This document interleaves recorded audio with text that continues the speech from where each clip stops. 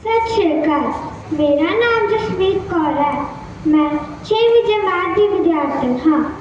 अज मैं तुहाडे सामने चार साहिबजादियां बारे एक कविता पेश करन जा रही हाँ। गुरु गोबिंद सिंह दे पुत्तर चारे, पिता दे परछावे, माता जित्तो दे प्यारे, सुंदर सोहने साहिबजादे।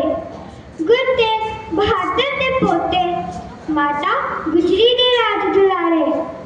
वड्डे साहिबजादे अजीब ते जुझार, पा गए शहीदी होई जदों चमकौर दी जंग सी। बच्चे सी मासूम भावें, बच्चे सी मासूम भावें। हौसले बुलंद सी, नीहा विच नवाउण दा सी हुक्म होया।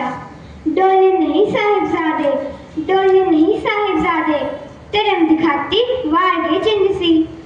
इन्हां महान शहादतां नूं सिर झुकाउण दा कुल संसार कायम रखी उन्हां ने।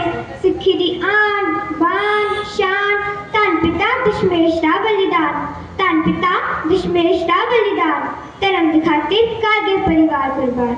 वाहिगुरू जी का खालसा,